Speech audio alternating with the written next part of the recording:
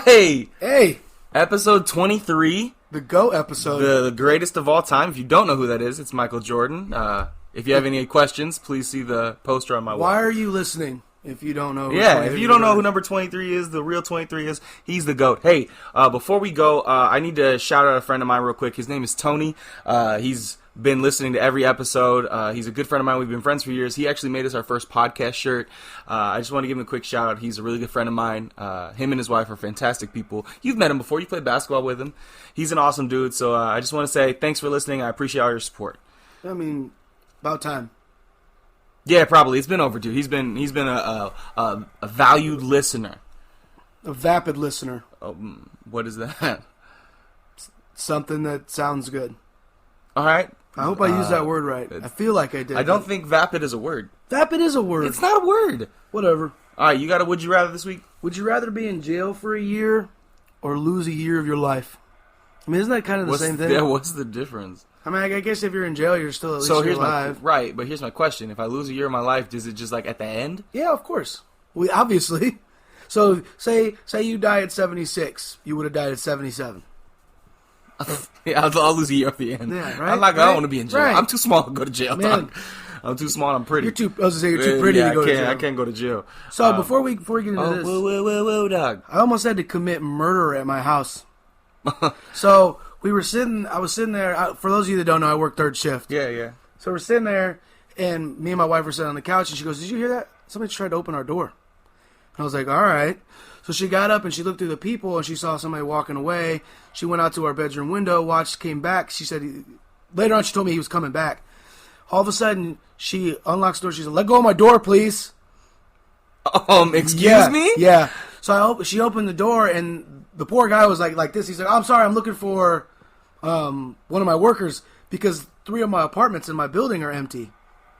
So he thought maybe somebody was hiding. He thought he was trying to go in the wrong building, but yeah, almost had to kill a man. Yeah, I would have front kicked that dude down my stairs. Oh, for sure. He was almost dead. That'd get your blood pumping. Oh yeah, yep. Damn. I thought I'd. Yeah. Wow. Yeah. I was gonna text you that, but I was like, I'll save it. Hadouken. Yeah. That's a Street Fighter move, in case you don't know. Yeah. I'd have powered up to Super Saiyan level 3. Yeah, that would have been dope. Hey, since he's interrupted me with that fantastic story, fun fact. Here we go. So LeBron James is the youngest player to score 33,000 points. Hey. He's also the youngest player to score 32,000 points, 31,000 points. You get where I'm going. He's the youngest to do all of the scoring, but he doesn't score. He's not a good scorer. Yeah, remember? Can we talk about how scary it is that LeBron has the potential to be the greatest scorer of all time, and that's not what he does best? Not what he does best. He's a facilitator. Imagine if he put all his heart into just scoring. I don't think he's not that type of player, though. Here's another fun fact. James Harden averages 25.5 shots a game. Ugh. And he's scoring like 37 points or something right now. LeBron, in games where he's taken 25 or more shots, he averages 36.5 points. So he just doesn't, and that doesn't count the fact that James Harden shoots like 15 free throws a game. Bruh. LeBron James is disgusting. Anyway, how are y'all doing? Did you have a good Thanksgiving, everybody? Happy Turkey Day. What do you think? Huh? Question for you. Turkey, light or dark meat? What's what? Light or dark meat? What's a leg? White, I think. You're wrong anyway. It's ham. It's a trick question. To be fair, I will only eat turkey at Thanksgiving, though. Nope. Who goes and makes a turkey sandwich? Dry-ass meat? I don't like turkey. I hate it. Really? I don't blame... I'm not mad at you for hating it. Ham. By the way. If I show up at your Thanksgiving... I have another fun fact in here. If I show up at your Thanksgiving and you don't have ham, I'm leaving. I invited you to my Thanksgiving. Well, I was busy. Sorry. When? Friday? You're a liar. I was. So, one correction. Donovan McNabb was drafted number 1 overall in 1999. It was a year after Peyton, right? Yeah. Okay. The other bonus fun fact, is that LeBron is the only player in NBA history to have a triple-double against every team. I saw that. Until Russell Westbrook does it later, but for now, LeBron's the only one. Yeah, but whatever. LeBron was the first one. So Russell Westbrook hasn't only gotten one against the Thunder then, right? Yeah. Okay. And he had 8 or 9 rebounds this time he played him, so he's going to get it. But LeBron was first. I still think it's funny how Capella is averaging a career low in rebounds. And Steven Adams is averaging a career high. Isn't that's okay? So I saw this tweet about Chase Young because last week he had a monster game and It was like 4 tackles, 3.5 sacks. yeah, So disgusting. So I saw this tweet and it was really funny. So somebody said, "How would you personally attempt to block Chase Young?" And this dude said, "I'd Venmo him $500 and call the NCAA." That's so good. It's like, he asked me for money, so... I thought that was freaking hilarious. But I want to stick in the vein of, okay, so I got 2 things. First thing, Here we go. I think I'm an idiot. No. Yeah, so listen, we have go. you ever, there's some things that are like, you know it, but you don't actually think about it. You feel me? Yeah. Okay. The Philadelphia Eagles and the Pittsburgh Steelers are in the same state. Okay. I never thought about that. Ever. Philadelphia and Pittsburgh, yeah. Right, I did, bro, like, because, who was it? I think it was Shannon Sharp or Skip or somebody I was listening to was like, yeah, you know, the cross-state rival or this cross-state team. And I was like, holy... Where did you think Pittsburgh was? I don't know. That's what I'm saying. Like, I just...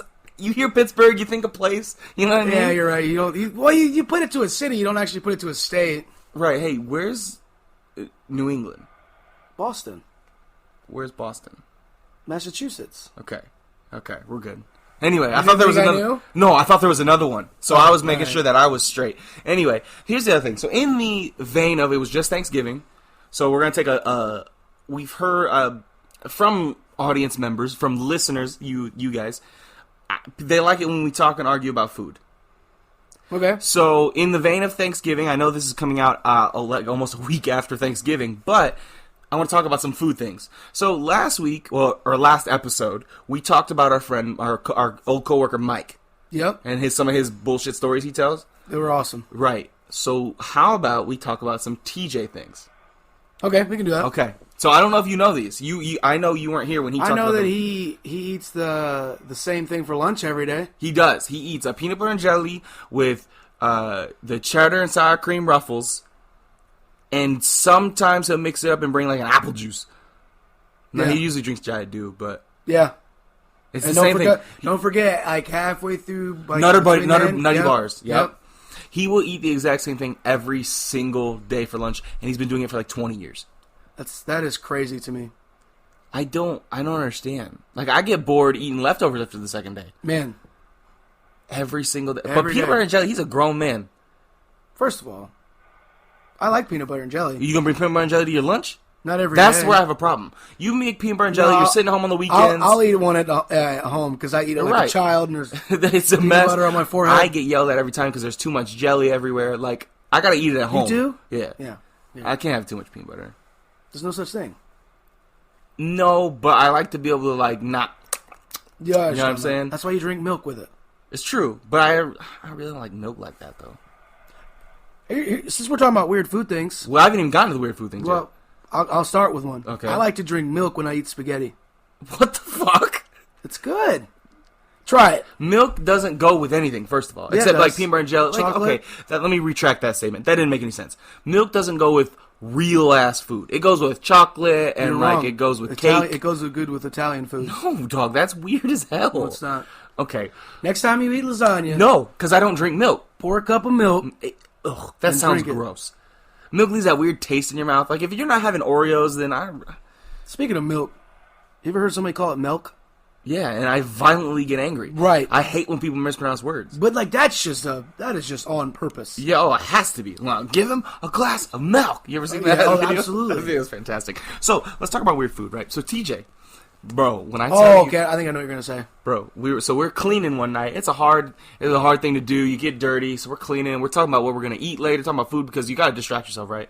And so we're talking. And TJ, it was when he was still training me, quotes, and yeah. he hears us talking, and he goes, "You know what I like to do?" I was Here we like, go. "What do you like, TJ?" He's like, "So you're grilling, right?" It's like, "All right, yeah, I like to grill." He's like, "You're grilling hot dogs and hamburgers, cookout food." I'm like, "Yeah." He's like, "You get a hot dog. Here we go. You take your hot dog bun, you slather it in apple butter, and then you eat your hot dog in apple butter." Ew. Dog, So it's the salty and the sweet. TJ, that's disgusting, bro. That's what that is. So we cuss him out. Like, obviously, we're berating him. He's like, oh, come on. That's not that bad. You gotta try it. I'm going to grill some hot dogs. I'll bring them in. You try it. I'm like, TJ, if you bring that shit to me at work, we're going to fight. Keep that away from me. That's disgusting. It's gross. It gets worse, though. So he then goes, listen, so me and my friend, we'd hang out and study late night, because they'd stay up all night having study sessions, because that's the kind of person TJ is. And early in the morning for breakfast, Mom would make cinnamon rolls. Fresh cinnamon rolls, bam, icing all over the top of that. Here we go. You know how you'd ruin it, dog? Don't. This motherfucker would put a piece of bologna on top of his cinnamon roll. What? Bro, and he's like, not that Oscar Mayer stuff, that real bologna, you gotta cut it. The real, because you don't want to ruin it. You don't want to. First of all, why are you eating bologna? It's so gross. If you're going for a lunch meat, what are you going for? Ham. Thank you. Who goes for anything else? Right. Turkey, bologna, Gross. chicken, all that shit. No. See, chicken as a lunch meat? No. That's weird, right? You're right. Chicken comes in a breast or a leg or a wing or something. Yeah. It doesn't come boneless in a wing, right. No, that's not a thing. I'm so stupid. Anyway, so it gets still worse. He said, all-time favorite. Oh, no. Warm apple pie. Yeah, I know what you're going to say. I've heard this one. Go ahead. Velveeta cheese on his apple pie. You want to know what's gonna make you upset? I told Randy that. He was like, that might not be that bad. No, what? The only but thing that to goes... be fair, for those of you that don't, obviously know, there's like 2 people that listen to this probably that know who Randy is. Dude loves cheese. He does. He does love his cheese. On apple pie, my guy? On apple fucking pie, you don't put cheese. The only thing that goes on apple pie is ice cream or Cool Whip. That's it. I've never had Cool Whip on apple pie. Is it good? I don't know, but I assume it's not bad. Cool Whip's not... Right. You could eat Cool Whip on a turd and you'd be like, you know what? No. See, that's the same thing as putting cheese on apple pie, dog. If you had to eat a piece of dog poop for $3,000... No, that's not enough money. That's enough for me. Hey, can I dunk in Cool Whip? So listen, at my in-laws' Thanksgiving, we get, it's like, okay, so like usually we go to her mom's side. Well, this year we went to her dad's side. Okay. Of the family. We get there and I'm already, I had a cup of coffee, I'm trying to wake up because I was having a hard time sleeping. I was sick. So you? Yeah. This dude never gets sick. It's like the second time in a couple years. So anyway, makes me mad. I got a little bit of a snot going on, but so we get in, and at Thanksgiving, or at least at mine, we have there's like snacks. You can get like cheese or like crackers and cheese. Yeah, the little deviled eggs or little plates. And little side dish, little snack food while you wait for the main course, right? Yeah. It's like stretching before you run. You get a little bit of food in first, right? So I get past the kid off because I need to go get something to eat. So I go in the kitchen. I'm looking around. Boom! I spot the deviled eggs. I'm thinking to myself, Self, get you a deviled egg. So I walk over and I look across the room and somebody's looking at me and I'm like pretending to be sneaky, right? Like, don't tell anybody I'm eating this deviled egg, right? And so I get the deviled egg and I put the whole thing in my mouth. As you eat deviled egg, that's how you do it, right? Or you don't eat them at all because they're disgusting. But go ahead. Get the dog. That's it. It's the end of the podcast. We'll see you next week.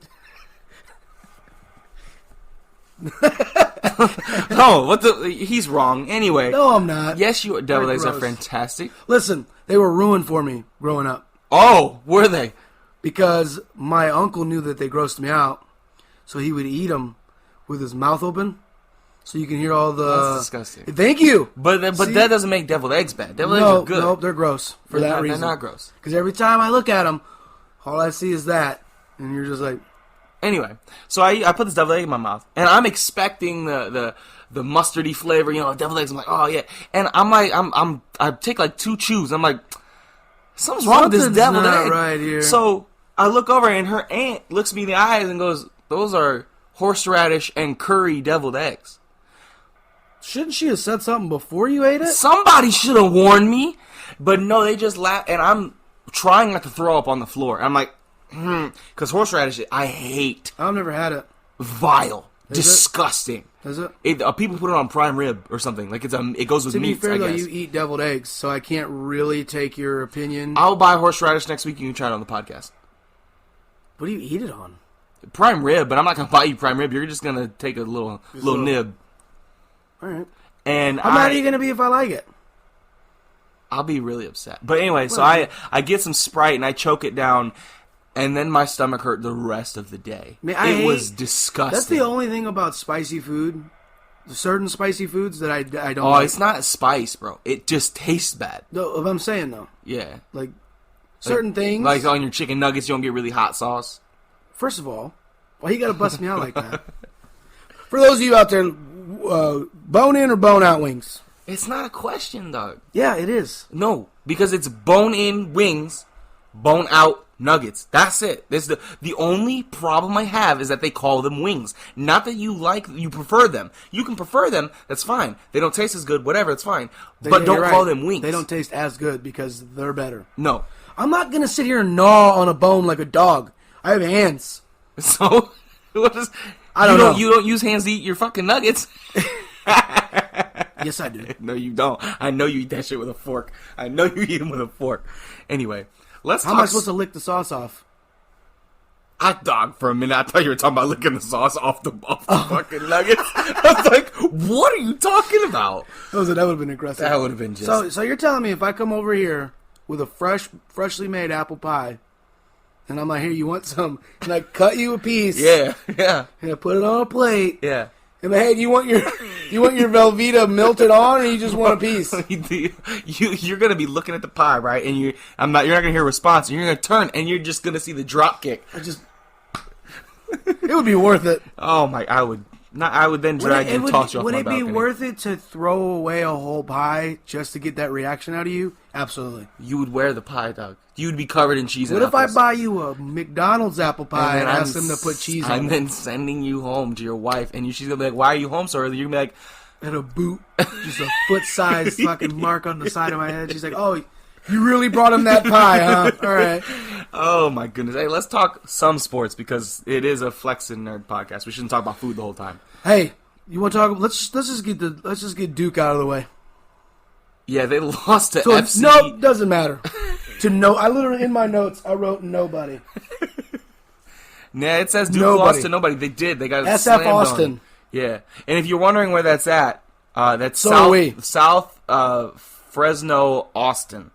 You can just make stuff up. But small forward Austin. Oh, well, he's their star player. Speaking of which, did you watch the end of that game? The dunk? No, the layup. To win? Yeah. Yeah, but it was like a dunk. He tried it. Could he have let that ball go any later and it still would in? I mean, I'm asking for real because it literally when it left his fingers, like when he was gone from his hand, 0.4 on the clock. It was close. But hey, they won the game. The first time that they've lost to an out of conference team. 2000. 150 straight games. Home though, right? Yeah. Or just 150 straight games in total. It's 150 straight home games. Non-ranked out of conference opponent. Yeah, it's been that long. That's ridiculous. Yeah. I guess they need. And Zion. I'm a Duke fan, so. Where's Zion at? He's still not playing in the NBA. Eating fucking gumbo somewhere, Bro, probably. You seen the most recent picture of him? Uh-uh. He was walking down the hallway. That boy is big. That boy is big. Somebody needs to pull him aside. Look, you've been hurt like 3 times since you've left college. No, all this year has been for 3 times. Yeah. No, in this calendar year, 3 times in like 9 months. That's some Tua shit. Whoa, you right. All right, so let's talk about. Listen, this narrative of that LeBron James is too old is really starting to get on my nerves. So he's 34. Who's saying that? Bro, everybody, when LeBron goes off, Skip's talking about LeBron's too old to be doing this. There was another guy. What was his name? I can't remember. Mark Schlereth, maybe? I don't know why he was talking about basketball. But Chris Broussard was saying, too, that LeBron's old. He needs to take it slow. No, he's 34. Okay? Michael Jordan, at his age 34 season, he played all 82 games, and he averaged 38 minutes a game and won the title. Yeah. So you're telling me LeBron James, who is the greatest athlete to ever play basketball, who puts $1 million a year into his body to keep himself healthy, and is a known workout freak, can't play games at 34? Not to mention, so me and Mo were talking about him because I told you before we started recording. I'm gonna get into that in a second. Yeah. This is the first time in almost a decade that he had the whole playoffs off. Right. Actually, that might be the more first time than- in his career, right?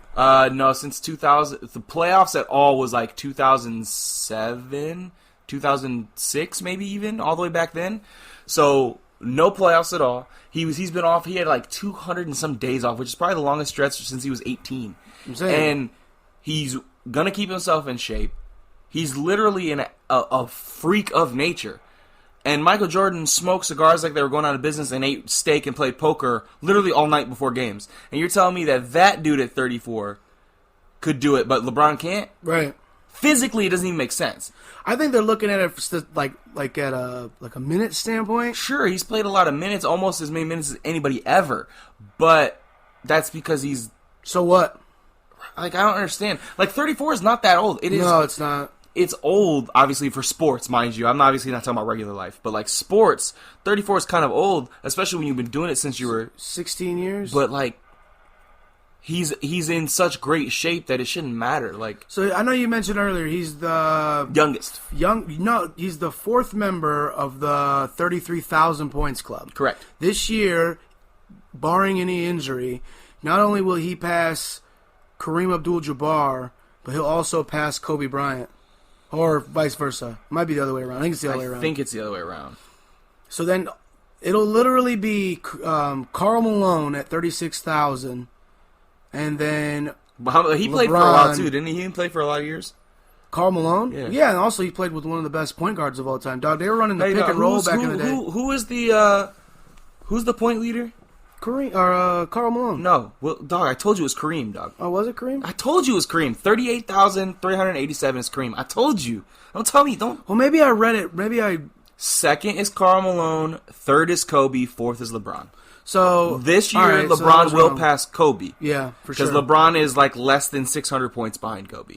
Yeah. He'll pass him before the year's up, and he'll be third behind Karl Malone, and that'll take a couple years to get to, and then Kareem. So maybe he won't pass Kareem. Not at 38,000, bro. Well, look, he's at 5,000.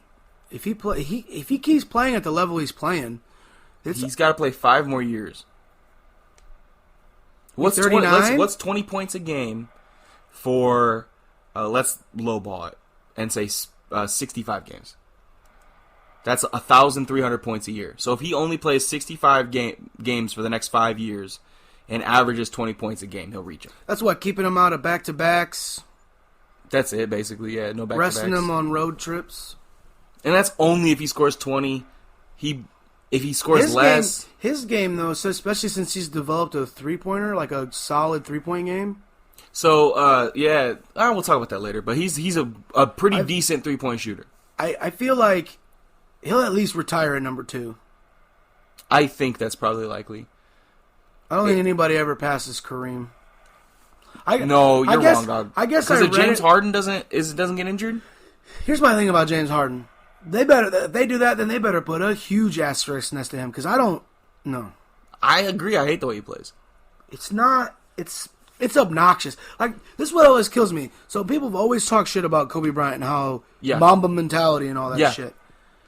But at least he showed. First of all, at least he showed up in the playoffs. Oh yeah. Second of all, like he's just better. Anyway, I hate James Harden. James Harden is just the way James Harden I hate plays. watching him play. But like, it's he's strongly encouraged. You know what I mean? Like Mike D'Antoni wants him to play like that, and he's found the right coach to be able to work that style. And he's not. Again, he's not bad. They don't think that's detrimental to them later in the year, like in the playoffs. That's what they got rest for. Maybe that's why he sucks in the playoffs, because he's fucking exhausted. Yeah, but you would think if you've been doing it that long, you would build up some endurance, fella. You would think, but it's James Harden. That beard's a lot of weight. You would know. I know, I'm telling you. So, I don't know. This whole LeBron being too old thing is just getting on my nerves. Speaking of getting on my nerves, so Kawhi Leonard and his rest bullshit, right? So here's my question. His legs hurt now, right? Yeah, his knee questions. Soreness. Yeah, soreness and his... Nope, I was going to say something offensive, but I'm not. Anyway, so... his first game with Paul George, they won, and their defense looks fantastic, and whatever. But at the end of the game, Kawhi is bent over holding his shorts. He looks tired as hell. He's not like in a aggressive, he's huffing and puffing, right? how is he going to be in? If LeBron's questions is how is he going to be able to hold up? How is Kawhi? The theory is rest means you'll be ready for the playoffs and you'll be well rested. But there's a double-edged sword. If you rest too much, you're not in game shape. Not in game shape, right? How are you going to be able to push playoff minutes if you've only played? I said this shit when he was in Toronto. I mean, don't get me wrong. He barely made it through the playoffs last year. He is the reason that Toronto won the championship. Absolutely. Because you literally swapped him and DeRozan out. Yeah. It literally worked. But I still wasn't impressed with him at all. There were stretches in the finals where it wasn't even him. But he had Van Vliet and... shut up, Skip. Listen, Kawhi did the damn thing, okay? I'm not taking anything away from the dude, right. but I'm saying... But I agree in a sense. There were stretches where he was out, didn't play. He was... The whole... Like, he advocates this rest thing because he won the championship. But if you watch some of those games, man, he made a few plays, sure, but he was... At the end of some of those games, he was dogging, man. And I think it's because if you play more games in the regular season, you don't have to play all of them. But if you play, there's a fine line between playing too much and not enough. Yeah. And you got to find that. And I think that's what LeBron's done so well over his career. LeBron rests at the end, was where you should rest. Right. Or like I think it was his second year back in Cleveland or his first. He took like a week off, like right after December, and then came back and they dominated. It might have been the year they went into the finals, actually. And like, for example, the other night, 2 or 3 days ago, LeBron and AD didn't play in the fourth quarter. That's how you get your load management. Blow teams out, don't play the fourth quarter games. Absolutely. Play 25 minutes as opposed to playing none. Right, absolutely. So, I don't see it, man. I mean, their defense, the Clippers' defense is going to be spectacular. PG and Kawhi are freaks. But, man. Paul George needs to show that he can stay healthy, which... He's balling out so far. Sure. For now. You can ball out when you're healthy. Right. He has to stay that way. He's been injured a few times, especially his shoulders. So, he shattered his leg playing for the Olympic team. Yeah, and then he says shoulders the rest of the time. Yeah. His left and right shoulder he's missed time for, and he missed a lot of time at OKC for it, too. That's what I'm saying. And Kawhi, let's be honest, he's been injury prone, too. So... Bitch prone. Am I right? Yes. So it's a little early, but Skip... So here's the thing about Skip Bayless and bullshit Skip Bayless says. This is a couple weeks of quotes and stuff, so some of it might not make any sense when you listen to it, but it's just dumb stuff he said over the last couple weeks. You know what I mean? So Dallas played... They're getting ready to play New England, I think, when he said this. But he was talking about when Tony Pollard plays 12 or more snaps this season, Dallas is 6-0. Okay. They average like 75 plays a game. So you're telling me 12 of those plays are your difference makers? That's what you're telling me. That Tony Pollard's so good in 12 plays that he just is that effective? It couldn't be the fact that most of the time when he does that, it's against the shit teams that they've won? Right. Against? The only time he had significant yardage this year was against Miami. Oh, blow me down. Yeah. What? What? Anyway, so I was just, like that's just silly. Yeah. And then later, it was against New England. Dallas is driving, run the ball, and they get down to like the goal line or like inside the 20, and Zeke takes himself out of the game, and Tony Pollard goes in.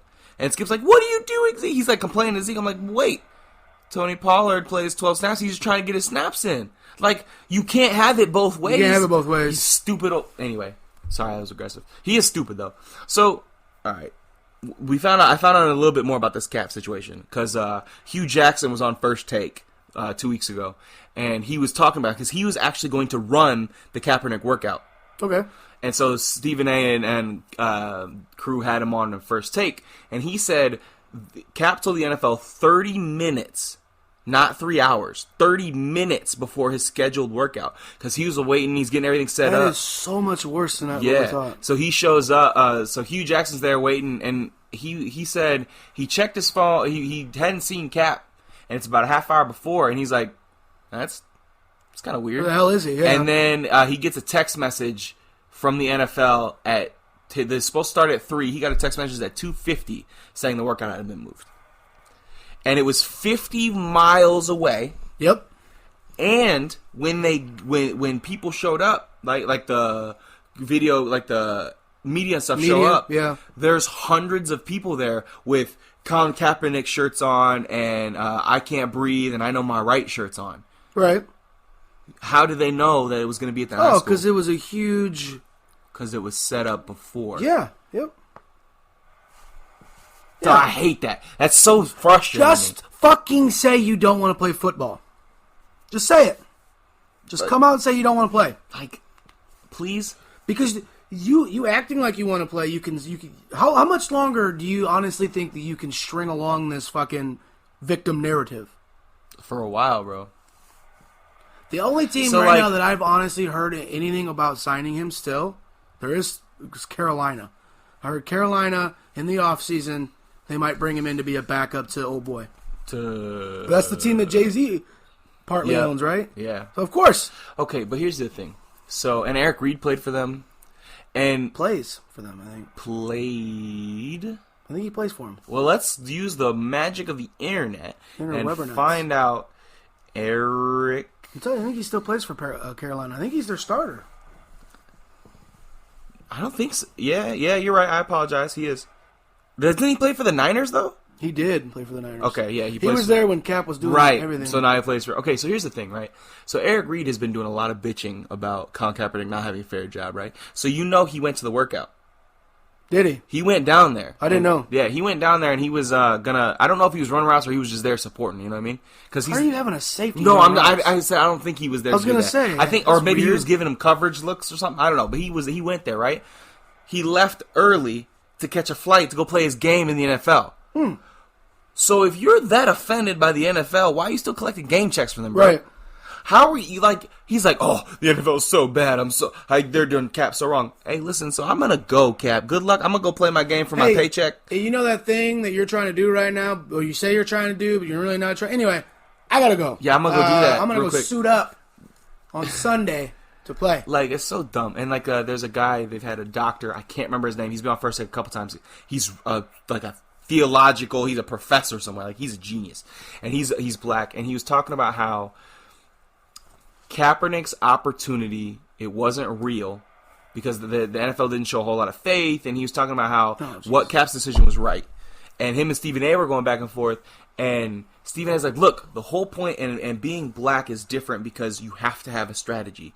You can't go in reckless because then you look a fool. And he looked like AB. Right. He was talking about how Martin Luther King did the same thing. Like I don't remember the exact scenarios, but he went to his first town and the lady was like it was a police chief. I think it was a lady. It might have been a man, but it was a police chief, and the police chief was like, cool, so you're being peaceful. I'm going to lock you all up in separate cells so you can't communicate. And he lost. He was defeated. But then the next year, he came back and he did it at a certain time, and he knew that these people were more aggressive, and they put fire hoses on him, and that he got his victories then because he was able to have a strategy and going in with thought as opposed to just winging it. Winging it, yeah. Like kind of like a Malcolm X, where you're just more... And Cap was winging it, but even so, like the way the doctor, the professor guy was saying was really smart, and he was talking about being educated and why it's different to be black. You should really go look at some of those shows. But I have a favorite Martin Luther King moment. Okay, you want to talk about it? Sure. So I don't remember what city it was in. Forgive me. A couple white people showed up, like they're pretending that they wanted to listen to him. One of them, either at the end or the middle, literally ran up and stabbed him. Yeah, I remember that. Everyone wanted to take him out fucking side and kill him, and he was like, no, stop. Yeah, don't. Martin Luther King, got stabbed, bleeding, talked to this man. Yeah. And was like, hey, what's going on, bud? Why did you feel the need to stab me? That is insane. Bro, he was amazing. I stab you right now. We're fighting. You want to just sit here and talk to me about why I stabbed you? No, I don't think so. I was born on the 20 or 30 year anniversary of the I Have a Dream speech. That speech still to this day gives me goosebumps. Like, it's weird because this might sound conceited, but I'm his dream. Yeah. I'm the black and white coming together and being successful. And yet there's still towns in Bremen that... Yeah, Knoxville. Like Bremen. Yeah, Knoxville. They have a sign when you drive into Knoxville that says home of the KKK on it. I bet. Yeah, they didn't like me very much. No, I didn't. And then, especially when Couple they found out cheap you shots. weren't Mexican. I remember my senior year, like it was a run play and I was blocking somebody or whatever, and I'm like, we're up by like a lot of points, so I'm like jogging away, and this dude comes and runs his helmet underneath my chin. My jaw still cracks, kind of funny. I'm like, what was that for, dog? It was so rude.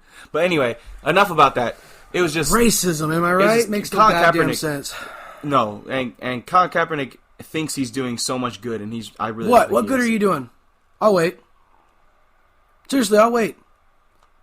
I told you. I think I hung with him a lot longer than most people. That's definitely true. I said, all right, maybe I can't understand where he's coming from. Then I was hearing all these things like Mo was telling me, it's fake. Yeah. All of it's fake. He's finding out he can make more money not playing football. He started standing up at the right, because all of the kneeling happened at the perfect time, where all that, the Ferguson and the Baltimore and all that was happening. So all that, it was like, oh yeah, good. Stand up for people that can't stand up for themselves. And then it kept going. And then now you're doing the poor me thing, where you're like, oh, well, now of course they don't want to. Shut up. Like now, shut up. Yeah. Just come on and say, it was fun while it lasted. I made a lot of money off of this movement. Yeah. But you can't do that now. It's too late. It's in too deep. Way too deep. And not only that, but he did allow a woman to talk him into changing religions. Yeah, he's a Muslim now. Yeah, and Stephen A. and a couple of these people, Undisputed, all these talk shows have come and invited him. Stephen A. said, "I will give you the full 2.5 hours. You can say whatever you want, unedited to the world. It'll be your show for the day." He won't answer. Why? Because it's fake, bro. And he said that whenever anybody tries to reach out to Cap, you'll get his representatives, you'll get his girl. Nobody talks to Cap. Why? Why? I'm seriously asking why. Because I wish I knew, there's no reason. Because if you were that adamant, and he talked to the media and didn't answer any questions. Yep. He spoke and then left. Am I the only one that felt like that whole speech was rehearsed and contrived? 100% rehearsed. Right? He read that he practiced that in the mirror every day.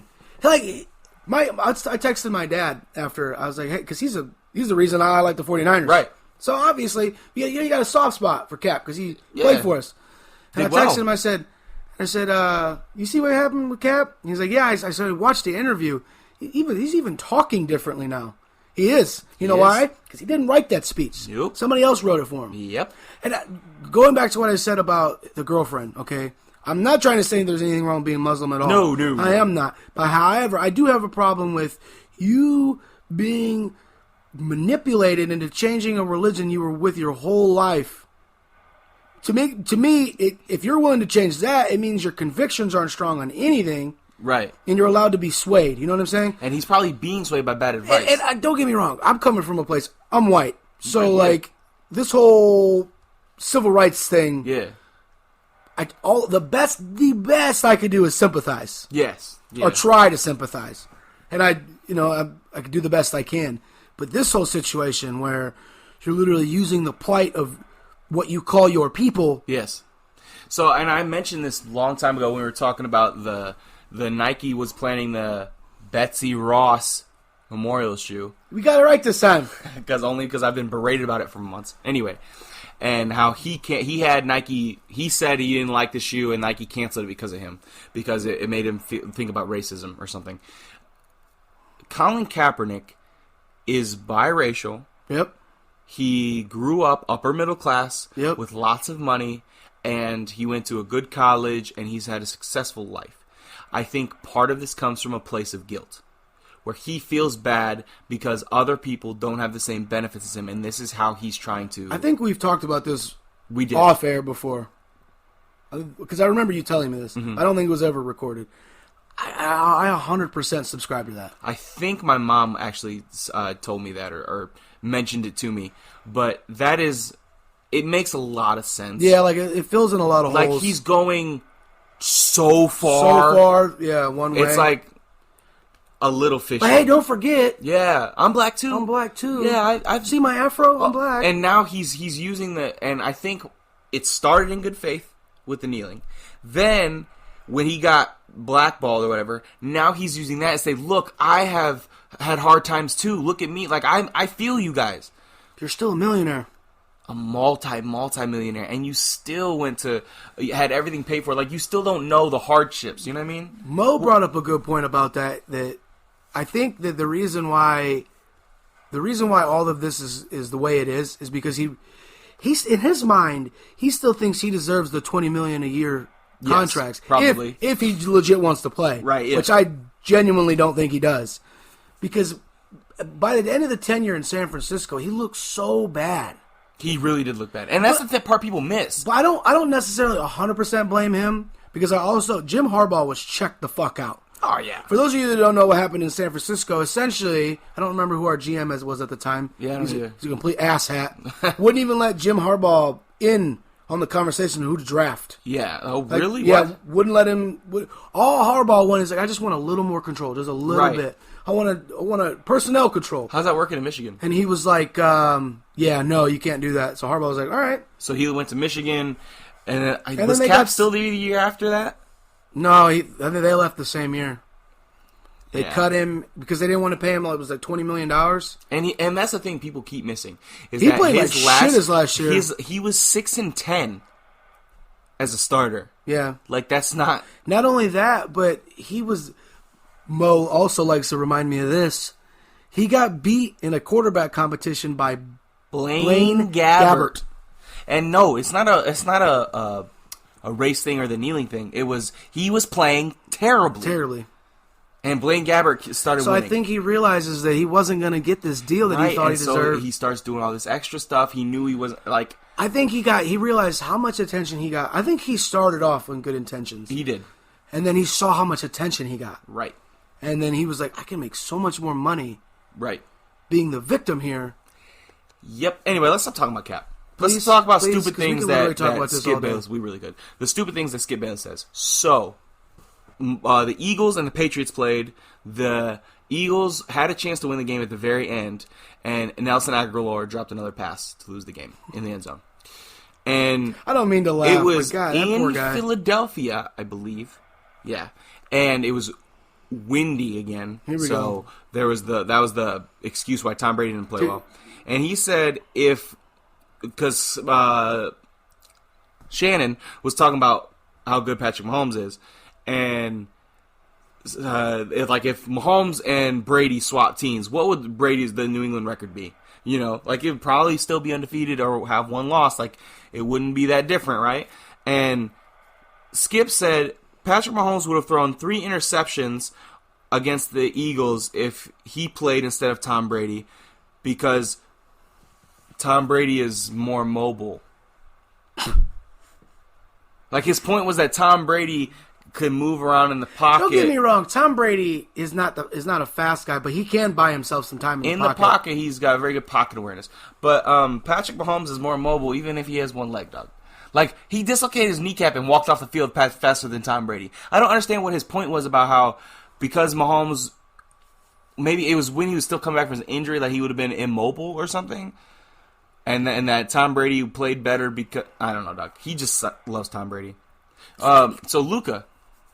He said, Luka Doncic. He says, not a superstar. He's not even that good. Bro, Legit. they're talking about him being the new face. Yeah. They're literally talking about LeBron passing the torch to him, which, you gotta go through KD first, but... I agree. But Luka plays more like LeBron. I love watching Luka play. Luka balls, man. Luka reached 2,000 points in 88 games, fastest to ever do it. 4 games faster than LeBron. The kid can play, man. And 9 games faster than KD. The kid can play. No, but he's not a superstar, dog. Luka's not that good. Who does that's all Skip had to say? Yeah, he's like, he's not even that good. I hate Skip. I don't like so the much. way he shoots. He plays zero defense. He got really mad because Shannon Sharp was like, he plays a little bit like Larry Bird. He's got a good jumper. He's a good facilitator. And Skip was like, how dare you? Larry Bird played really good defense. Larry Bird always took the weakest offensive assignment and got a lot of steals. Not that he couldn't lock up when he needed to. I didn't know that about Larry Bird. But Larry Bird did not play like Larry Bird was not Michael Jordan on defense. Larry Bird was not Scottie Pippen on defense. Who guarded Michael Jordan when they played? I think Bird did, but there was a lot of. You remember how many Celtics there were on those teams? Kevin McHale. Bird probably took Pippen. Now, no. You don't No think? way. Bird would have been... He's a small forward? Bird would have been too old. Yeah, you're right. But so he was going to guard Jordan? With his back? Anyway, listen, I know there's somebody listening who I know knows the answers to these questions. If you could please reach out to me when you listen to this. I didn't know that about Larry. And let me know. Because maybe I'm bullshitting. And maybe I got bad information from Shannon Sharp. But please let me know. That way, because I know somebody is listening who knows. She'll give me the answer. Yeah, because Scottie Pippen came in 89. And I think Larry was pretty much done. Yeah, bro. You're right. He was pretty much done then. I think he retired in 89. My bad. I didn't mean to misspeak. No, you're right. He might have guarded somebody else because the only thing I can think of is that night that Jordan goes in there and drops 63 on him in the playoffs. And Larry Bird was like, that was God disguised as Michael Jordan. I'm not going to lie to you. If somebody dropped 63 on me, I would say the same thing.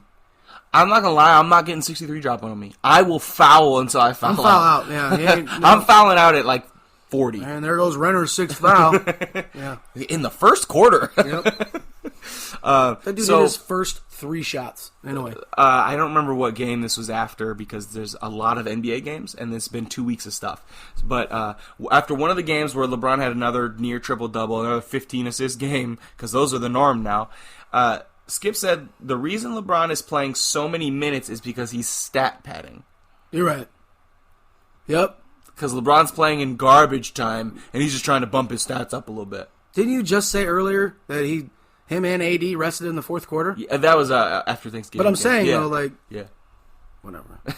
I will say the combination of him and AD, disgusting. That is broken. It doesn't even make sense, bro. LeBron is averaging 11.5 assists a game, leading the NBA. I honestly think he can end the season like that. Here's the thing. I want you all to understand. Yes, LeBron James has always been a facilitator, but he's always been a small forward facilitator. He's been a slasher. He brings the ball up. Mainly the reason that Cleveland worked in the East is because you surround him by shooters. Right. Yeah. So he's the driving kick. Right, but now he is the point guard running an offense. It's a little different. In year 17, after doing something that the other way for his whole entire basketball life, he's just decided, I'm going to be the best point guard in the NBA. I think that's so crazy to me. I think that really speaks to him as a person because he wants Anthony Davis to be the focal point, right? Yeah. So he's ensuring Anthony Davis is the focal point. And his basketball IQ, unbelievable. Do you remember... It definitely rivals some of the best of all time. He might be the smartest mind of all time in basketball. He's right up there with Kobe Bryant. Yeah, and Michael Jordan. Magic, the way they could see the game, a couple steps ahead of anybody. For instance, have you ever heard Kobe Bryant break down tape? It's unbelievable. It's so much fun to watch. It's gross. Yeah. So do you remember, it was after I think it was a Thursday night football game, the Texans lost. And a reporter asked him a question about why did you... It was I think he threw an interception or something, or threw it incomplete. It was late in the game. And the reporter asked him about the play, and he was like, so do you know what coverage they were running? And the reporter's like, well, no. And he's like, okay. And he broke down the whole defense for them. And he was like, they were in this coverage. You talking about Deshaun Watson? Yeah. Okay. You remember that? And it was... That's that IQ stuff that not a lot of people think about, is the X's and O's. It's really fascinating. If you can literally... see a tape, and just by how they're lined up, what they're doing, that's impressive. It's really good stuff. So if you ever don't know what basketball IQ is, or sports IQ in general, that's what we're talking about. Right. Where it's beyond knowing how to play the game, because anybody can learn how to play a game. Right. And if you're a freak athlete, you can play it well. But that's 40% of basketball. The other 60 is knowing your weaknesses and getting better, right? And knowing the game and how to be successful at it. Most definitely. So Skip, as you know, he loves the Dallas Cowboys, and he has been. So hold on, are we going to talk about the New England versus Dallas game? Have we ever talked about that? Not yet. We have to talk. We'll get there. We'll get there. So he was talking about how my quarterback leads the team, and this team goes as the quarterback goes, and blah blah blah blah blah. And he said, and I quote, "I don't have a reliable running game." Okay, but wait. So if I told you that you don't have a reliable running game, where would you think your running back would come in rushing, 1 of 32? If I don't have a reliable Not very reliable. like late 20s, right? Right, maybe 20. Maybe 20. Right, Zeke is 8th in the league in rushing. Oh, I don't have a very reliable running game. And if anything, it's because you don't really run the ball enough. Bingo. Let's talk about. I think I have it later in my notes here. So he was talking about this week. They just lost to the Buffalo Bills at home on Thanksgiving Day. It wasn't a good game for Dallas either. It was not a good game for Dallas. Now, to be fair though, that Buffalo defense is nice. Zeke had 12 carries for 71 yards, a 5.1 yard average. Right. He was averaging 5 yards a carry. Why did he only carry the ball 12 times? Were they losing a lot, though? No. At halftime, it was 13-7. The game ended up being, what, it was like 38? 20, no. 26-15. Okay. So let me ask you this. 13-7, the Bills get the ball after half. So maybe, let's just assume you go down 27. How many carries do you think Zeke got in the second half? Well, since I know it's 12, that would have been less than 5. 2. Yeah. He had 10 carries in the first half and 2 in the second half. So he then says... They don't help their case. Not at all. Like, and this is why everyone outside of Dallas fans, including Dallas fans, but outside, we're all screaming, how the fuck does Jason Garrett still have a job? See, but he's still the... No. You still have an offensive coordinator. No, he does not call the plays. He is the 5th longest tenured coach in the NFL. Yeah. Here's the fun fact. Have you seen this one? He is one of 6 coaches to be with their team since 2011. Yeah, thank you. Go ahead. Say it. Only one not to make the Super Bowl. No, not only that. Not the win. The win one. Yep. Yeah. Yep. But he's still a head coach. He has 2 playoff victories. Yeah. Bill Belichick has 31. What the fuck? In that time frame. that time. Not all career. Not before. In that time frame. So, but what I was getting, my point about Zeke was, so Skip was saying that Zeke didn't show up, right? Zeke, where was Zeke? Where did he go? Doc, he got 2 carries in the second half. You know, he can't just like rip the ball out of Dak Prescott's hands and run the ball. The Bills' defense did. Hey. So anyway, what he was saying was, well, Zeke, he wasn't really having that good a game. He had 10 carries, or he had 2 carries for 30 or 48 yards or something, and his other 10 carries went for like the 2 carries went for like 40-some yards, and his other 10 amounted to 38 yards. So he still was averaging 3.8 yards a carry, and you just stopped giving him the ball. What's the NFL average? It's like 3, 5? Maybe 4. So here's my thing. How is that his fault? Not only, again, that Buffalo Bills defense is not a joke. No, it's good. Yeah.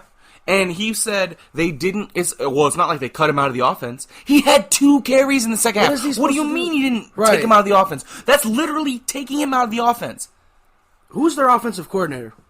Kellen Moore. He's definitely fired after this year, right? Well, I mean, what a surprise, though. A former quarterback only wanting to throw the ball. Bro, Dak Prescott threw the ball 49 times to Zeke's 12 rushes. So the Dallas Cowboys cannot be successful if Prescott throws the ball more than 20 There are like 2 teams in the NFL who can be successful throwing the ball that many times. No, I'm not even talking about that many times. I'm talking about if Dak Prescott is throwing the ball more than 25 times in a game. Right, you have a problem. You have a problem. He's not a high-volume quarterback. No. And you know what he does best? Play fake. There's 2 teams, New England and New Orleans, right? Kansas City. They can throw them out? Yeah. Kansas City would be the other one. There's 3 then. That's it. And even then, I don't want the first 2 throwing the ball that many times because they're old. Our teams. Both of our teams. Mm-hmm. If I told you that Mitchell Trubisky threw the ball 49 times, would you say you lost? I would assume. Same thing. If I found out Jimmy Garoppolo threw the ball 49 times, so we lost then, right? Right. There's no way we fucking won it. And Jimmy G out there. Well, Dak, he didn't say Dak. He said, Dak didn't. He gave him a C+ for the game. He had an interception he threw to a defensive lineman on a screen. Saw that. And he got strip sacked. Now that happens to everybody. No big. The defense made a good play there. But come on, dog. You have to. He said, "Well, if the team goes as the quarterback goes, and your quarterback throws the ball 50 times, you should win by 40, right? If that's how your team goes." No, because your team is best when you run the football and run it a lot. What won them the championships in the 90s? Don't get me wrong. I'm not trying to take anything away from Troy Aikman. I'm not really a big fan of him. Yeah, I don't really But care. you had him and Michael Irvin, sure. But who was the driving force of that offense? It's Emmitt Smith in that offensive line. Oh, absolutely. You have both of those things. You have an offensive line, and you have Zeke. Right. You should be running the and now, granted, sometimes the offensive line. This is what happens when you go with an inexperienced person as your offensive coordinator. What has Kellen Moore ever shown you? You're like, you know what? Nothing. Throw him out there. Give him a headset. I don't know. Was he really good at like giving audibles to Dak from the sideline? Remember early in the year when Skip was always saying he's got a heart and soul connection with Kellen Moore. They get each other. What does that even mean? Him and Amari Cooper also have a heart and soul connection. All of a sudden, I just picture them two slow dancing at the Dallas Cowboys so dance. here's the other one. So at New England, right? The Cowboys get the ball down. What was the score? I was gonna say, what was the score of that game? Jinx. Let me pull it up. It'll take me just a second here. But it was a really close game. Let me see here. Where's the Patriots versus the Cowboys? 9-13. So if you score a touchdown, you win the game. They get the ball back with like 4 minutes left, maybe in the fourth. They're driving. There's a tripping penalty called for the second time that game. It negated a first down, so it's 4th and 11. They throw the ball to Amari. Of course. His second target of the game. Huh? He was only targeted twice because Stephon Gilmore clamped his ass up. Of course he did. He had a pick on him. It was a beautiful play. And so they throw the ball to Amari, and Skip's like, you just have to that's a game play. If you're that receiver, you make that play, blah, blah, blah. Against arguably one of the best corners in the league. Right. But anyway, so the play, Dak throws the ball, and the only video I can find is video from the defensive perspective, like you're looking at Dak. And he throws the ball, and Amari Cooper comes diving, full-on laying out for the ball. 100% effort. 100%. And the ball kind of tumbles through, slips because it's wet, slips through his hands, drop. No catch. Like, as he cradled it hit the ground, you know what I mean? And he blames Amari. He's like, yeah, you just got to make that play. You just got to catch the ball. It looks like if your quarterback threw it accurately, he would have caught it. Oh, Dak did Dak things. Right, he threw it just not accurately enough. Rain, in the rain. Like, you're in your element. He's blaming Amari Cooper for the drop. Again, yes, he dropped it. And was it catchable? It was a difficult catch. Arguable. But anytime you're in the air. He's like, well, if you're Pro Football Focus has you rated the number 1 wide receiver in football. That's because you put him there. So stupid, bro. With your fucking hat and glasses on, coming into work after you got done talking to Shannon. So I got Stephen A. Right? He says LeBron James is the second greatest player of all time, but his reasoning for that is because he holds the journey of LeBron's career against him. He's saying he didn't come to Miami. No, he didn't start out the killer and the assassin that Jordan and Kobe were. Okay, he didn't have that the killer instinct. He had to grow into that. So, but LeBron entered the league as an 18-year-old kid. No, Jordan, 18-year-old phenom. Sure. Jordan entered the year entered the NBA after 3 years in the NCAA with Roy Williams, and he was taking game winners. Was still there?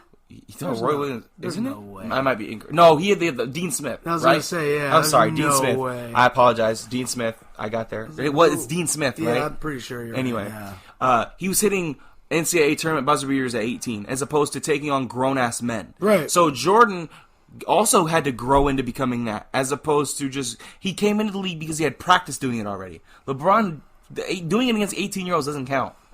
Doing it against high schoolers. High schoolers, that's what I mean. Because a lot of those kids, they're not going to the NBA. A lot of them aren't even going to play D1 ball. No. And they're, Have you ever been to a high school basketball game? Yes. You can clear who's good and who's not. Right. You're like, oh, I get it. Also, you have to when one of those guys is LeBron James and the guy guarding him just got out of Air and Space class 2 hours ago, you know what I'm saying? He's like, I just had to do algebra. I just had to do an algebra test. I'm thinking about homework after the game, and I got 6-8. Fucking freak. Like, Yeah, go out there and look So him I up. just- I hate you, Coach. I hate you. Hey, listen, Timothy, little Timmy boy. Tim? I got Timster? bad news for you. We got Since you're the- Vincent St. Mary's today. Oh yeah, Coach, I really like their colors. Those jerseys are so cool. And hey, listen, I know homecoming is this weekend. Yeah, Coach, I'm really excited. So look, Tim, you got to guard LeBron. Timbo. you got LeBron, and he's like, It's like, you're the tallest player we have at 5'11". so Go out you there and get him. You got it. see the dude who looks like he actually is sculpted by a Greek god? Yeah, that's your assignment right before homecoming. Literally looks like a grown man playing ball with a bunch of 12-year-olds. Listen, that's not fake. That's his actual mustache. Okay, we checked. He's actually 18, I guess. So good luck, Timmy. Good. No one's gonna listen. I'll tell Susan you're not gonna be at homecoming because you are gonna be embarrassed. You're gonna be embarrassed, and you might even move schools. Anyway, that was a diatribe. Anyway, let's come back to Skip. Diatribe. Right? Yeah, you like that? It's impressive. Thank you, sir. So he said they're discussing LeBron's season, right? He's like, LeBron's only averaging 11 assists per game. Only. Compared to John Stockton, it's not that great. Oh my gosh. Yeah. You mean one of the best, the best season of all time? What was it, like 14 and a half or some gross number? Yeah. Back when nobody else was running the pick and roll, by the Hey, way. bro, so remember, I don't remember what it was a couple weeks ago, but he upped himself. He's now said the dumbest thing I've ever heard in my entire life. Here we go. So there was a play in, obviously, one of these many NBA games. LeBron got clearly fouled, but they didn't call it. And they were talking, Shannon was talking about LeBron shooting a career low 5.5 free throws per game. He's not getting the line enough because Lakers were complaining about it, to the league. LeBron's just not getting, he drives 16 times a game, and he's only being called on 3 fouls on drives. He's not getting the calls that he should be getting. Or normally he's used to getting. Right, and even normally used to, he is getting fouled. They're just not calling them because, sometimes it's the Shaq thing where he's too big. Skip said, Here we go. bro, and I quote, the refs aren't calling fouls for him because they don't respect him as a free throw shooter. Wouldn't that mean you'd send him more? How does that make He was any like, sense? they're just not going to call the foul for you late in the game because they know you're not going to make the shots.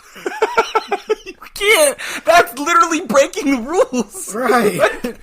Fuck that. Oh, LeBron comes up to them bleeding. No, you're not going to make the free throws anyway. Why are you here? Why are we wasting your time? We know you're going 0 for 2. Get your fucking ass down the other end. Bro, that is the actual. What the fuck? Well, what I hate about that mentality right there, so you believe that. That's what you believe in your heart. Yet James Harden gets blown at, gets a little. Yeah. He goes to the foul line for 3 free throws. But they know he's going to make them. Whatever. I've never seen a high You volume better free when throw. you're going to the fucking free throw line 20 times a game. Bro, he'll have a 50-point game, and half of them are going to be on free throws. It's not impressive. I hate watching. I can't. The swing through? Have I mentioned how much I hate watching James Harden play basketball? I'll tell you what, though. Speaking of, this just reminded me, right? So Stuart Scott would always say, James Harden scored 15 and his beard put in 7 or whatever. You know what I'm saying? He would give his beard a stat line too. And that's what reminded me. ESPN declares December 4th Stuart Scott Day. I love Stuart Scott. Stuart Scott was my favorite, bro. I still like watching Scott Van Pelt. I love SVP. SVP's fantastic. He's a great person. His one big thing is usually pretty good. I like SVP a lot. Anyway, they don't respect him as free throw shooters. We're not gonna call fouls on you. So the Pats are 10-1. Yep. Who do you think gets credit for that? Tom Brady, right? Yeah, he's playing hurt, and he doesn't have any weapons. You know the whole reason why teams are getting in trouble now for The injury report? Yeah, because the Patriots. Because the Patriots. They used to put Tom Brady on there every week. Right, and then they didn't put him on there for a long time. They put him on there every week, and then the NFL was like, listen, if he's not hurt, stop putting him on the injury report. So then they didn't put anybody on the injury report for 5 years. And now they changed the rules again. And Tom Brady's he's not on the injury report, but he came out on his own radio show after one of his poor games. It was I got an elbow injury I'm working through right now. So he's now making excuses. We talked about that on our last episode, right? And so he's making all these excuses for Tom. Right. But when LeBron lost with Matthew Dellavedova as his second best player, it's LeBron's fault. Of course. But it's not Tom Brady's fault. I don't understand. Yeah. He's like, well, if LeBron James in games, it was game 5, they were up 2-1 on the Warriors that series. He was like, game 5 in your house, and you got to win that game. If you're the best player in the world, you just win that game. He had 4 trash cans as his backup, and it's his fault. But Tom Brady's throwing to the immortal Gunnar Olszewski. You're talking about that year when the Warriors literally didn't have an MVP on the team because instead they of have a giving unanimous MVP. No, I'm talking about like Finals MVP. Oh yeah, no, they gave it to Iguodala. Yeah, you know why? Because nobody on that team was worthy of an MVP. You know why? Because the guy in the other locker room deserved it. But you're like, yeah, but he lost. Right. Of course he fucking lost. And so that That was the one that they went to 6 games, right? Yeah. By himself. Yeah. Okay. And it's LeBron's fault. But Tom Brady is, he's doing this with smoke and mirrors. I don't know how he's doing it. Yeah, because his defense, literally at one point this season, his defense alone was 500 if he never played a fucking snap. Exactly. Oh, but he's the greatest. I hate that shit. Not saying Tom Brady isn't good. Tom Brady is not the god of all quarterbacks. Okay? I don't think so. Not the way Skip paints him. No, hell no. Here we go. The Lakers played the Pelicans. Oh, yeah. AD had 41. Balled yeah. the fuck out. And he said that Kyle Kuzma was the closer of that game. They needed it because it was a close game. Listen. How many times have you said this, by the way? A lot. Because he says Kyle Kuzma was really the closer of that team. Whatever. He hit 3 baskets in the fourth quarter. Okay. All threes. He had 9 points. Okay. Pretty decent That's a pretty decent quarter, yeah. Not bad. LeBron had 15 and 5 assists and assisted on all Kyle Kuzma's points. But you're right. Kyle Kuzma's the closer. So to remind me, how many buckets would Kuzma have if no one passes him the ball? 0. Oh, okay. And that person happens to be the closer, LeBron. But instead, because Skip doesn't like LeBron and doesn't like Although I will say, Anthony Davis this year has been coming up clutch defense, which is something that LeBron's never had. Oh, you mean somebody else? Someone else to play defense. Right. Because not trying to take anything away from D Wade in Miami. D Wade was not, but he wasn't flash. No, and Chris Bosh was an okay defender, not great. No, okay, no, not for 7 feet tall. He's 6'11". Whatever. And he was a... He is an ostrich is what he is. I was just about to say the Bostrich. We should talk about best nicknames. But that's not his real nickname. That's a fan name. We've had this conversation, haven't we? In real life, not on the podcast. Primetime. Primetime's up there. Megatron. Megatron, in my opinion, is one of the greatest nicknames of all time. And that comes from who Megatron is as a character, too. I don't know, man. Can you get much better than Sweetness? Sweetness is pretty damn good, man. The Sheriff? Oh, fuck Peyton Manning. Whoa! You see his forehead, dog? Yeah, he's got all the plays stashed in there. Why do you think he beat the Bears? It's all the plays right there. His Air Jordan? The GOAT. Come on. Yeah, he's the GOAT, but you didn't call him that. Like, I think there's also something to be said for surpassing the nickname. When you go by one name. Jordan, Kobe, LeBron, Brady, You don't have Breeze. to say Michael Jordan. Right. If I say, Jordan was right. great. You automatically know. Magic. Like, there's something to be said for going by... Those might be better than nicknames. The nicknames. They might be. Because, like, even though Deion was primetime, they would go by Deion a lot, right? Like, you know what I'm saying? Like, there's something to be said for going by... And honestly, I think that came from a book I read about horse racing. All right. To be totally fair. I'm pretty sure. Why were you reading a book about horse racing? I was a child. I was in elementary school. Okay, all right. This isn't like last week. All right. They're really good books when I was a kid. I read them a lot. It's fine. I agree, though. I think... So there's like a top tier is one name. Tier below that is good nickname. Megatron is one of my favorite nicknames, dog. And the only thing... Yeah, for instance, you can't say, like, for all... He is arguably... Not arguably. He's the greatest running back of all time. But if I say... Sweetness? If I say Walter to you... Yeah, you know... Or if I say Peyton to you, you automatically think Peyton Manning. Peyton Manning, yeah. But Walter... But when I think of Peyton Manning, you can't say Manning, and yeah, I say Peyton Manning. He's not in a one name. I never even fucking call him the Sheriff. So no, not really never. A good nickname. It's not a good nickname. It's terrible. Also, what are you protecting? He's not a sheriff. What does that mean? He didn't even have a mustache. And I've never seen him in a cowboy hat. To be fair, if he'd have played for the Cowboys, that would have made sense. Exactly. The beard, James Harden, the beard is not bad. I mean, yeah, but that's just literally a physical characteristic. Yeah. The Greek Freak, though, it's pretty good. That's a good one. KD he nixed this one early, but Slim Reaper, That was dope. that was such a good name. And Durantula, he was going by that for a while. Now he's just KD. And then there's dumb ones like CP3. I think that's stupid. That's RG3. That's lazy. Yeah, but RG3, PG-13. he literally changed his jersey number so he could be PG-13, dog. That's lame. It's lame as hell. Like, you can't give yourself a nickname. What was Chris Bosh's? Did he have a nickname? Not that I know of. Yeah, it was the I Bostrich. called him the Bostrich, dog, because we would yell with his mouth. He looked like an ostrich, man. The Flash. Flash was good. I can't. D Wade's good too. D I like Wade, yeah, bro. The one of my favorite commercials is You've seen this Converse commercial? The one with the two. No, that one's good. No, that's not Converse though. I don't think. But the Converse commercial, he's in the Miami Heat arena, and it's black and white, and he's shooting, and it's quiet for like 30 seconds of just him shooting, and he walks up to the stairs, and he does his own announcement. He's like, introducing 6'3" from Wake Forest. Wake Forest is Chris Paul. Marquette. Anyway, he announced it, and he's like, Dwayne, Way! And like it fades out, and it's just a Converse symbol. It always gives me goosebumps. His son recreated that. Zaire? Zaire, yeah. That's way better of a name than LeBron James Jr. Facts. And not only that, Zaire, you don't need a nickname. No, you're Zaire. You're just Zaire. Like Zion. What's Zion's nickname going to be? Gumbo? Gumbo Shrimp. Does Drew Brees have a nickname? Doesn't need one. He's just Breeze, right? Breeze. Brady. That's Brady. Listen, we got to tell them about this. So I'm watching the Madden Club Championships. What it is they play in MUT, which is Madden Ultimate Team.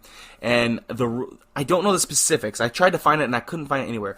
But they have a salary cap, and MUT is... Each card that you can get in there has a salary cap value. And I assume like that salary cap's like 100 or something. And it goes up if like you have like an X factor or right. abilities or whatever. And you have a certain cap you have to stay under. And each like for example, there's a Deion Sanders card who's like a 90 overall. There's like a good Tyreek Hill and all this.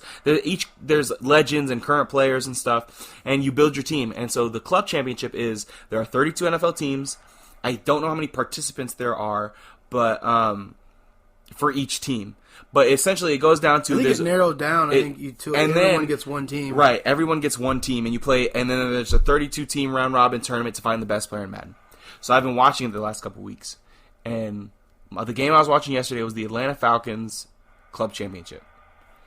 And this guy ran this play. It was Lamar Jackson, because there's a really good Lamar Jackson quarterback. And he spent all his cap on linemen. And... No, that wasn't that... Wasn't that game? I think it was. But anyway... So he ran with Lamar a lot. And he got this touchdown run. And the announcer, and now they not in-game announcers, they have real announcers announcing these games. And the real-life announcer goes, put the kids to bed. This run is rated Lamar. Bro, I could not. I'm just saying, sometimes you give me shit for some of the things that I text you. Yeah, but... Have I ever been that lame? No, dog. I think in the spur of the moment, you could have said some shit. But, dog, rated Lamar? I paused the video and I had to talk myself down. I was like, listen, man, he's not real. It's fine. You can't get mad at him. Bro, I know he was practicing that shit in the mirror. He's like, I know what he's going to fire him up. Oh, I'm excited. This is a money play right here. Ugh. Speaking of the Falcons, by the way. They are. Matt Ryan? Did you see Matt Ryan get trucked? Hey, R.I.P. No, stiff-armed. Bro. Whatever. To be honest with you, I don't even think it was that bad. I just think Matt Ryan didn't want to try to tackle him. He was like, No, bro, listen, so I saw this thing on Twitter. It was the German announcement of that. Oh, gosh. And when he gets stiff-armed, they just laugh at him. Really? Yeah. They're like, oh, and they just laugh at him. Oh, gosh. He's laying on the ground. Oh, For those of you that don't know what we're talking about, he got picked off by a lineman. Really bad throw. Like a terrible throw. A rookie. And the lineman picked it off, and as he was running down the sidelines... Matt Ryan tries to tackle him. He gives him the old forearm shiver. Walter Payton would have been proud. Yeah. And stiff-armed him into oblivion. Like, literally, he stiff-armed so hard, his feet came off the ground, and he ended up, like, his feet were pointing, like, the other direction. Like, it was... he, like, did a whole 180. It was rough. You know, if I'm coach, right, I'm sitting on the sideline, I see my quarterback get stiff arm like that. Right. I'm pulling him aside. Why did you even try? Right. Well, you knew that was going to happen. he has at least 60, 70, 80 pounds on you. What do you think was going to happen? Here's my question, right? It can be like, for example, when you see somebody get stiff arm like that, is that worse than somebody getting juked out? Yeah.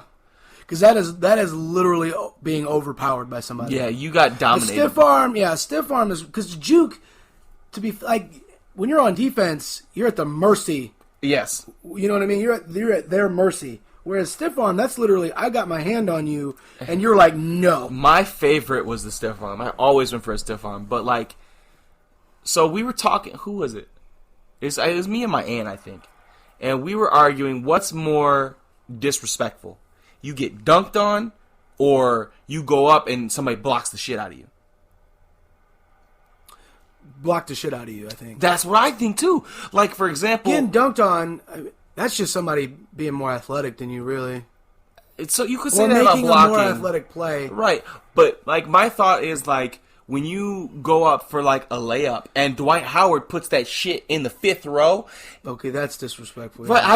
I feel you feel small after that. So, think about it. So, like, Iguodala to this day can't make a layup. Right. He still flinches anytime he's... Like, his kid comes up behind him, and he just falls on the floor. Stop. LeBron, like... sorry. And when you get dunked on, like, you can't recreate that. Right. Like, LeBron dunked on that guy from... For instance, playing basketball as a kid, I'm a short guy. 5'3" and a half, 5'4" if I'm wearing some good shoes. So, when I played basketball, anytime I would ever drive, the floater was my thing. Yeah. But I got so quick at it where you couldn't block it because I always got blocked, and I hated getting blocked. It's a terrible feeling. Whereas, now, granted, I've never been dunked on, but I can tell you this: obviously I'm not a dunker. Okay, I am 5'8", so I only got a couple inches on you. And when I played basketball in 6th grade was the year I played basketball. Right, I would always go for the block. I remember we were doing a drill, right? So one guy starts at the point, and like you have to run and meet at the wing or something, right? And so the guy I was playing against, he was driving the ball, and he got me on a pump fake, and I was going all ball. I jumped as high as I could get, right? But he had pump faked, so it was in slow motion. Greatest play of my sixth grade life, right? Here we go. It's in slow motion. I'm up here. I'm like, oh no, he got me. As I'm reaching up, I bend down and swat the ball out of his hands. In the same move, and the ball rolls out of bounds. He's like, "What? Oh, that's why when you pump fake, you bring it back down, you noob." He held it at chest height, and so as I was going away, I swiped at it, and it was only in practice, but I felt pretty good about it. I mean, I didn't go for a minute blocks. My athletic prowess started and ended in 6th grade. It's fine. Like as far as like organized sports are concerned. Yeah. I remember we were practicing against the 8th grade, and I was going back on a fast break. And I went up to block him, and I got a flying knee. I don't block people after that. I was like, well, that's the last time I do that. The thing I don't miss the most about playing basketball on a regular basis? Jamming your fingers. Oof, yes. So it's my thumbs, bro. Oh, that is a terrible feeling. It makes you wonder, like professional basketball players, does that even happen to them anymore? Yes. They're all just jammed all the time. They don't even feel it. They don't even know. And what does that really mean? You jammed your... I know what it means, but, like, it's not a... Like, medically, what's it mean? Right. You are married to a nurse. So I'm supposed to know nurse stuff? You can ask her. Is she here? Call her. She's working. Babe, I know you're taking care of babies. It's fine. Listen, this is way more important than babies. Way more important. What does it mean to jam your finger? Like medically. Listen, dog, are you going to play your Madden game tonight, by the way? Yeah, of course. Does she hang up on you? She hangs up on you, right? She doesn't answer. But if she does... Like, say you catch her right at the right time. She probably smacks me when she gets home in the morning. She reaches through the phone. She's like, ah, that would be pretty cool, though. Like, all right, but now that you smacked me, can you answer my question? So have you seen any more Star Wars trailers? Nope, I refuse. I keep, every time they're on, I have somebody change the channel, I close my eyes. Refuse. But I've seen like 2 seconds, and the one, it's a rainstorm, and I think they're Kylo is coming out of the, oh my goodness, bro. Yeah. I am so excited. I was talking to my dad at Thanksgiving. I almost had to leave. Uh-oh. So we're sitting there, and something comes on TV. It's about Star Wars, so I kind of like, that's all I saw. Yeah. That part right there. Yeah, and me I was too. like, no. I was so excited to see that. And then my dad says, well, who do you think Rey's parents are? I was like, Luke. Yeah. Obviously. And I was like, well, I don't know, though, because, they could be talking about Kylo.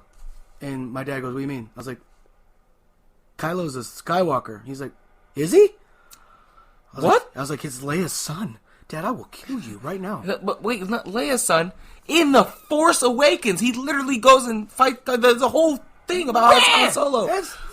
I was like, that's Han and Leia's son. He goes, oh, yeah. I was like, Oh, yeah. I'm about to Kool-Aid man you through this wall right now. So, like, I was trying not to watch the commercial, right? And I was at her family's Thanksgiving.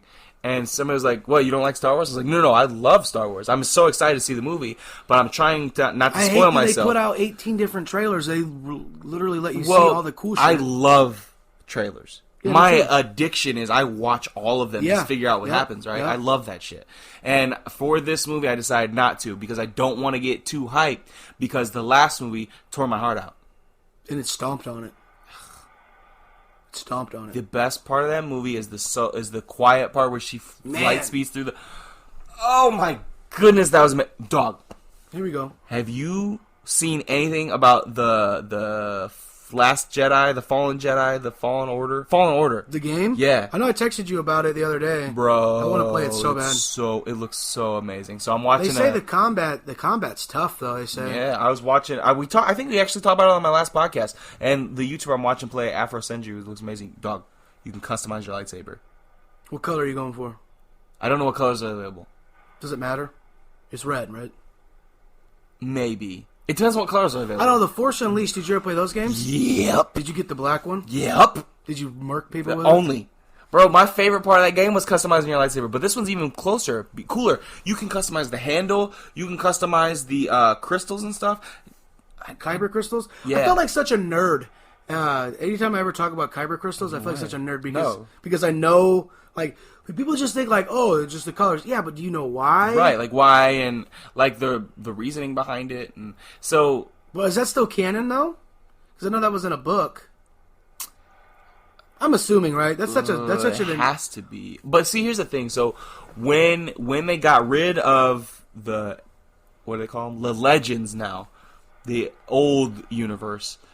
There was a whole planet. No, it is still canon because the planet they used to make Starkiller Base. That's what it was called, right? Yeah. Starkiller was the Force Awakens. What's the Death Star? Not the Death Star, but the new Death Star they made out of the whole planet. Killer. Okay, Yeah. So that planet. You know that's the stupidest thing of all time, right? Shut up. That planet is the planet that had kyber crystals on it. You want to explain about kyber crystals? Because I feel like me and you are probably the only ones. Kyber crystals are what Jedi and Sith what you use to make a lightsaber. to make your lightsaber. However, so they get their colors from like the red ones. I know the red ones. So there's lore now. Have you heard the new lore on how they get there? So the way a Sith, according to the comics, I have heard this, get their red lightsabers, it's from killing Jedi. Oh, is it? Mm-hmm. See, that's not what I heard. It turns red over. It's like blood. So what I always heard was, so the kyber crystals are like living things. Yes, and they have to essentially consent. It's like the wands in Harry Potter. Yeah, exactly. I wonder if that's where she got the idea from. It would be the other way around because I think that's new. The wand chooses the wizard. It does. Mr. Renner. Ollivander, is that you? Yep. No, Ollivander's a douche. Anyway, wait, he is. Why? Because he's a douche. A little, but why so angry though? What do you do so douchey? Let Voldemort know about the Elder Wand. He was good. He should have died.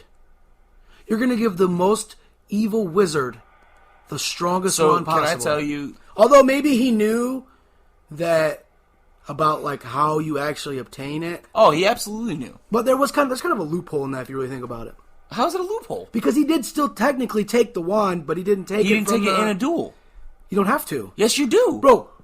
Read this. You don't remember the story of the original? I do. The three brothers. Yes. The one that had the Elder Wand, the guy slit his throat and took the wand. He didn't beat him in a duel. He slit his throat and took it. That's a loophole. I just now thought of that. Wow. You just blew my mind. Because I guess what you could say is technically because it always belonged to Draco, so he didn't take it from Draco. So technically, he never actually took it. Right. But if Draco, dueling is a way you can take it. Yeah. Dueling is a way you can take it. Yeah, because that's how Dumbledore. And he didn't take it from the guy who had won the duel. Yeah, it's not loophole. Kinda. So sit back down. I'm sitting down. Why now you make them think I'm standing up? Just well, sometimes we do get anyway. So wait, I had a point. The Kyber crystals. Hold on. Back to the Elder Wand shit and Voldemort, right? So in the 6th movie, right? That's when was it the start of 6 or the end of 6 when it's the end of 6. That's how the movie ends when he gets it, right? Yeah, because he disarms Dumbledore. No, he does not. That bitch goes to Dumbledore's grave while he is. Oh no, that's in the middle of the 7th book. In the book, I'm talking about the movies. Yeah, in the middle, at the end of the 7 part 1. Right. He goes in and takes it from his grave. Voldemort is the biggest bitch in the whole world. You wouldn't get that close to that man when he was alive. No, you hid. So you got scary and left when he fought you at the Ministry of Magic. I'm listening to Order of the Phoenix on Audible. I love. Shout out to Audible, by the way. Fucking love Audible. I know, Doug. So that scene where you read the books. The scene where right after. I'm at the part right after Arthur gets attacked. Okay. And they're literally taking the port key to go to. Yes. There's that scene where he's sitting there and he's saying, there was a moment when him and Dumbledore locked eyes. Yeah. And he just felt like there's all this rage inside of him. Yeah. Imagine what that would feel like. Like rage, but you don't understand where it's coming from. Right. I feel so bad for Harry, especially in years after 5, 6, and 7. That's the disappointing part about those movies is 5 was amazing. 6 was terrible. Horrible. Why? Even Daniel Radcliffe came out and said, here's the thing that I wish they would have done. I wish they would have secured one director to do them all. Yeah, I think, I don't know if we mentioned that on air before, but you've mentioned that before. You definitely tell the difference between, you got 2 and 3. Anyways. So, yeah, sorry about the babies. Well, Anyway, my laptop is about to die because I'm a bad host and didn't put my charger in. So, anyway. Well, we could talk about Kyber crystals some other time. We can talk about Kyber crystals. We can talk about lore if you want. I'm glad we are fitting a little more nerd into the Flexin nerd. Well, there can be. See, the problem is that I feel like if we really went for it, the nerd would outweigh the sports. For sure. To be honest, I might know more about the nerd than I do about the sports. I disagree. There is knowledge you pull out of thin air. Listen. Do you remember the Stump the Schwab show? I always thought I could stump him. You think so? Yeah. Listen, I like to pretend I'm the Schwab. So, you are. One more thing before we sign off. Let's do it. All right. Sign off. I like that. Follow us on Instagram, Facebook, Twitter. We're on Spotify now. What? Yeah. I went and I added us to the Spotify network, so we're going to be on Spotify. Sweet. That's dope. Yeah, if you listen to Spotify, if you're listening to us on Spotify, hi, how are you? Thanks for joining us. What was I talking about? I don't know. Oh, I just want to commend you. Commend me? Yes. You are the one that drags through all the Skip Bayless shit. I do. Because I can't. I would have no bullshit Skip Bayless says if it was my job. No, we wouldn't. And we would do, I mean, obviously we can do other stuff. I just really like talking about the stupid things he says. Because some of he says they don't call fouls on LeBron because they don't respect him as a free throw shooter. That's one of the dumbest takes of all time. It is. But we need to go. We do. So follow us on all the social media platforms. I love to have fan engagement. Yeah, we do. We do enjoy that. Thank you very much for listening and putting up with us. I'm Zach. This is Corey. That's Corey. Yeah. I feel like we should introduce ourselves more. We should, but we don't. We did at first. We just assume people know who we are now. Yeah, that's not how we should. We're not there yet. 23 episodes in, we figure. Because I listened to Joe Rogan and he said maybe he doesn't. He said I'm Joe. Anyway. Have a wonderful time, and we'll hopefully see you next week. Yep.